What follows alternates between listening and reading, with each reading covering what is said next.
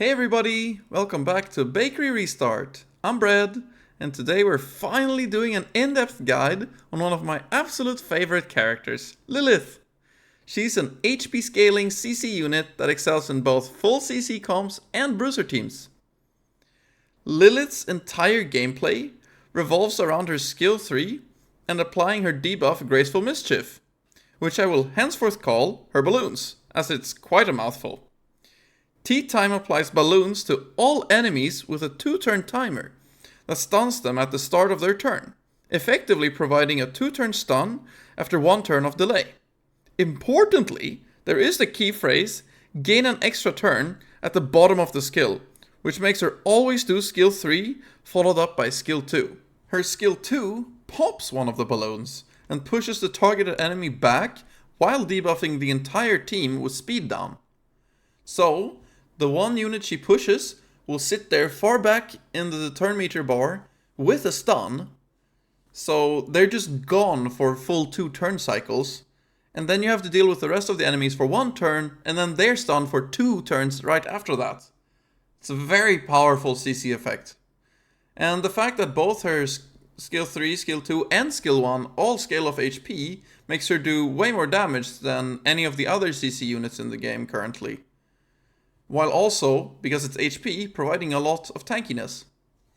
Now this moves nicely into her skill 1, which has the really fun effect, or unfun if you're on the enemy team, of having a chance to gain an additional turn every time she uses it. This makes it even easier to do her balloons at a consistent rate. Because sometimes you're like 1 turn off from hitting that important skill 3 into skill 2 to really win the game, and then you see the gain turn on Lilith and you're just like, woo! And it's very exciting. And you sometimes get these crazy games where you're like, I've got this, and then you see the enemy Lilith go gain turn, gain turn, gain turn, and then you're just lost and you're sitting fully depressed. And I just think she's a crazy fun character to have in the game, and I love her, she's great. Moving on to builds, there are currently 3 main shell options I would consider for her: Jackal Guard, Halloween and Lighthouse. The main focus of this guide will be the Jackal Guard build, as I believe it to be the most universally good one. But I want to quickly go over the other 2 first, so you know what options you have. First of all, we have Halloween, which I believe to be a good option if you want to try Lilith without any lattices. It will function like a worse latticed Jackal setup most of the time and still be quite effective. Second build worth checking out is Lighthouse, and this is primarily for anti-cleave, as when she has Lighthouse and you build a decent amount of speed on her, she can get hit, steal a turn, and then push and stun someone down that you really don't want to take a turn. Notably, Bramble can be really nasty, as if you proc Bramble, you have a good chance to steal a turn as well and just immediately go. As this setup is more against units that don't have any effect resistance, it's super fine to run just 2 HP and 1 effect accuracy here, to be tankier, to actually be able to take those hits and go and not worry about the Yelly or Messiah killing you. Now, for the main course, we have Jackal Guard. It's best both for its effect and its matrix options. If you could choose, you would run Bloodbath, Bulwark, Swift Smite every single time on Lilith. It's just the best. And the effect is really nice because she is all about CCing as often and as much as possible. Hitting that speed plus on 100% uptime is crazy value when you're already trying to build as much speed as possible. And then later in the match, having extra 25% push every 3 turns is also really nice. So it's really just the best option right now. And obviously, as mentioned, Bloodbath, Bulwark, Swift Smite is what you want, but you won't always drop it. So I only have 1 and it's on Holden. I'm in the waiting room in farming Hoyan for a long time. I am praying. For shell passives, it's definitely Surge. And Shadow Dash, of course. And Gaze, actually, I believe to be the best thing. Insight can have a lot of good value as well, so don't forgo that. But Gaze can really allow you to pick a lot of HP from your stats and rely on it for the rest of the fight to actually keep hitting your balloons consistently. Because once the enemy's insight drops and your gaze goes up by, in my case, 40%, but all the way up to 50% if you have it maxed, then suddenly all the Etheria stackers are getting hit by your Lilith, and they're gonna cry. So I highly recommend gaze, because often when you run the Bloodbath character, you're expecting to get longer games anyways. And she takes extra turns, so it's even better because of it. For Matrix right side options, I think you can run either 2 effect accuracy or 1, and of course the other is HP bonus. It really depends on how much effect accuracy you have in your other pieces and how much effect resistance you find yourself fighting from the enemies.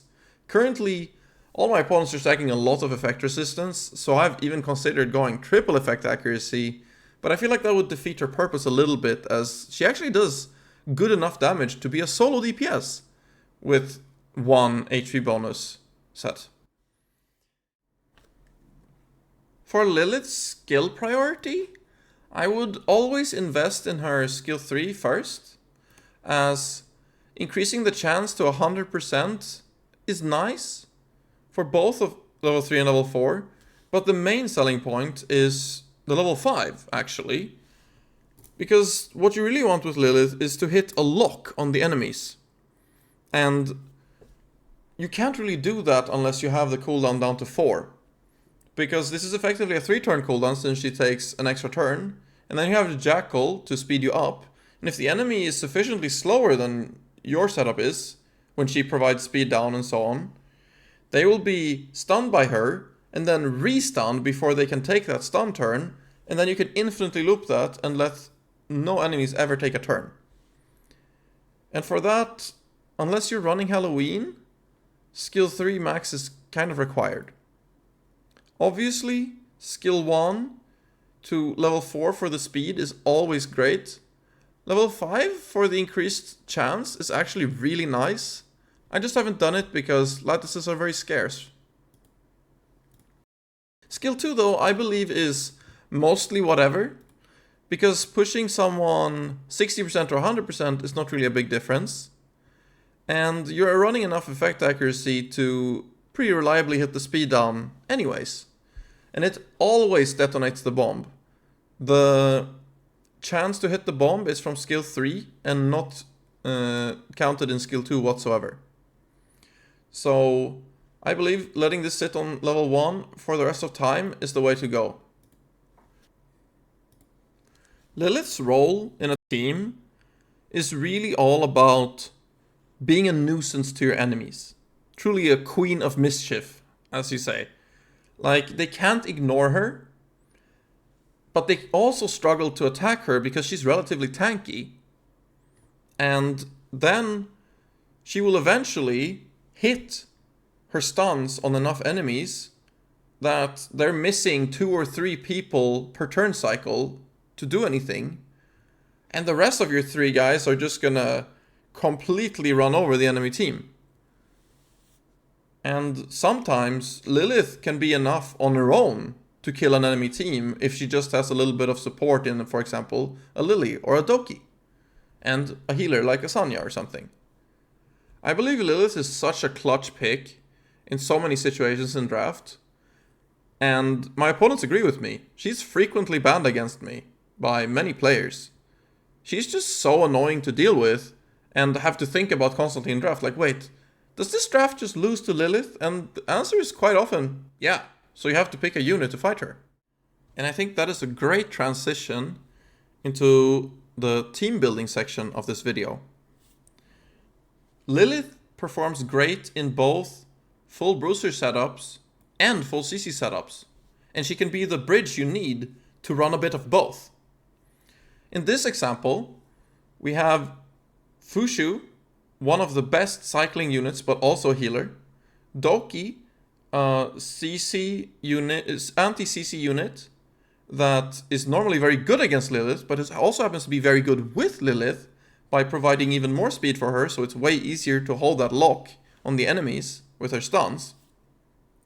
So you can pick Doki early on into a Fushu, and then you see that your enemy is lacking anti-CC options, but you still want to stay tanky because they could pick a Messiah or something, and then you just slam the Lilith. And suddenly your enemy is like, wait, what do I do here? Doesn't this character just run over my team? And the answer is, yeah, she probably does, and she probably will. Great other options to go with this are, as mentioned, like any other extra tank damage dealer to speed up the fight is great. I love Mizuki because it's just so annoying to hit into these guys. Holden obviously super good because he's also a half tank, half CC unit. They're two of my favorite units to play together. Because Holden removes one unit, Lilith removes another, and then suddenly you're playing 2v4 and the enemy just has no idea what to do. And unless they have like a Doki Doki or something similar, I don't see how they win against this.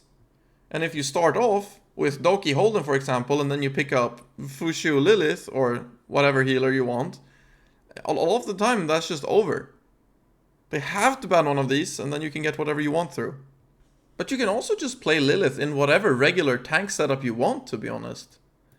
So you can just pick your Lingluo, Sanya to pick up some good healers, and then you have a Tiamat in protected slot, and you see, my enemies don't have CC options. But if I pick a Kazuyo here, she would probably just be a target and die. Well, Lilith is your best friend there. Now you have CC, she can't be easily targeted down and killed like a Kazuyo, and she also provides a decent amount of damage. And a lot of the time they feel forced to ban her because they just lose otherwise. And when they don't ban her, they do just lose. That happens a lot. And then one of her other best friends is Lily. As she can, especially early on when there are 4 enemies, it can be really hard to keep enough of them stunned with just her. So if you end up with a setup like 2 healers, Lily and Lilith, then you can actually just win of this on its own, because Lily helps hit the lock on 4 people with the cooldown resets, and actually with the follow-up attack, she can sometimes make Lilith take an extra turn, which can be so much fun. I had it happen once that Lily follow-up attacked Lilith, who then took an extra turn, who then took another extra turn, and then ulted and won the game. And that's just, when that happens, you're just screaming and excited, and oh my god, this is the best character ever. And yeah, I think she is. I really like playing her in game. Then I think it's impossible not to mention the new unit Lilium here. Lilium has been a big hit to Lilith's viability, because before Lilium was available, it was very easy to just pick an early Lilith after you'd taken away Doki and Lingluo, and now all of a sudden your enemy's gonna really struggle in the long game to not just get CC to death. But now you also have to worry about Lilium. So you have to make sure that your enemy doesn't have like the best Lilium spot ever. But on the other hand, if it's just Lilium and you can CC all the other 3 units, and then for example you have a Holden or Tiamat or something, you can just use Lilith to CC the other guys, and then they won't be able to provide help for the Lilium, and all of a sudden Lilium dies, and then you lock them with Lilith, and you win still. But, funnily enough, Lilium actually has a stun of her own, so she can really help with that locking. And we have something like Lily, Lilium, Lilith, and then you have like Fushu, and then you have a Doki or whatever. And this is just so nasty, because there's going to be a lot of turn push, there's going to be a lot of annoying things, there's going to be a decent amount of damage, and your enemies will really just struggle. You can also run her in more dedicated CC comps. Her best friend is Obol when it comes to CC. So if you ban protect a Lilith, an Obol on 4 or 5 is a must ban.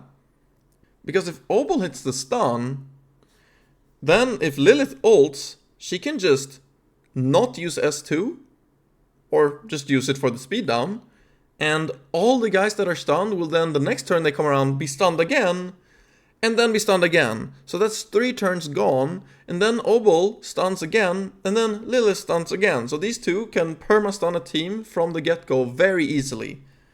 So look out for that. And it's not like you can't run her with Kazuyo either. You just use Kazuyo first, wait for the enemies to wake up, pop Lilith, and then you'll usually have like 2 guys stunned when it's Lilith v 4 guys. And then Kazuyo can permanently keep those 2 slept. And you can just hit this rotation where you have like 2 or 3 people stunned with Lilith and Kazuyo makes sure that nothing else gets through. And it's just super nasty of a CC comp. And you can very easily use this as a bridge, as mentioned, because you can pick your Doki and Ling Luo, and then you have your Lilith, and you're like, okay, I can still play full tanks here. Then you're like, okay, but they're super tanky, but I don't see their good anti-CC options. So I just pick Obol and maybe a Kazuyo, or even a Holden, or something. And now, your enemy's like, oh, come on, he was playing tanks. Where did they go? Now it's full CC. And yeah, that's right. Because that's where Lilith shines. She's both, baby. And here we have some gameplay showcases to show you some situations where you might find yourself with Lilith. In this case, we picked up Fushu, a great team with Lilith to provide extra speed, keep that HP high. And then we also picked the Lilium to make sure that they don't have her, but also because Lilium can one-shot one squishy unit in the CC matchup. And then Lilith can stun something like a Holden here, or a tankier Obol, that Lilium wouldn't be able to deal with. And then suddenly, you're 2v4. And I saw the Yelly, and I instantly pick up Lilith, because I know that without an attack path, my Lilith lives every time against the Yelly right now. So you just manage to survive with your units, Fushu gets to go, and you're basically safe. Now, Lilith goes. It's probably going to get hit by the Holden, and then we make it so the Holden isn't going to go for a while. Even though it's Alicorn, it's still super worth. He goes way down, and he's stunned, so he can't counterattack if we go for some more AoEs.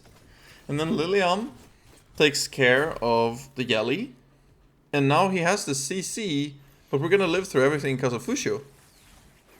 And at this point, it's just a formality, the game, because we're just gonna wait for Lilith to go again eventually.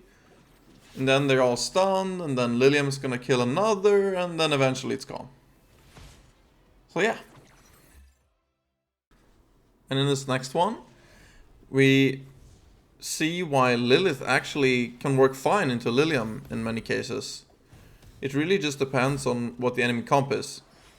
And here, sure, Lilium could get to attack Lilith, but she won't kill.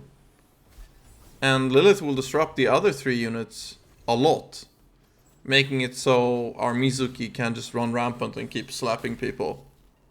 Sure, that's a half HP, but that's not gonna kill.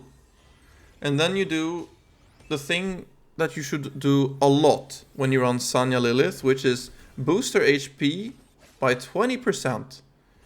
And now suddenly, you have a lot more damage. So you make her tankier and more damage, which is very nice. And at this point, even though we got slept, it's super fine, because she already dropped all the balloons, and they will pop in a turn, so, oh, it looks like Kazuyo and Tsuki are gonna go and do evil things, but no, actually, their next 2 turns are gonna be gone. And as you see, boom, boom, pop the balloons. Mizuki can keep slapping the Lilium, and she dies to the balloon pop, and the game is over. Very nice. And that's all for this guide. I hope it gave you some insight into the possible uses of Lilith. For the next guide, I've seen a lot of requests for Tiamat, but I'd like to know from more of you in the comments. On another note, I've been streaming over on Twitch nearly every day the past week. Come check it out if you want to see me get slapped around live. Thank you so much for watching and have a good one.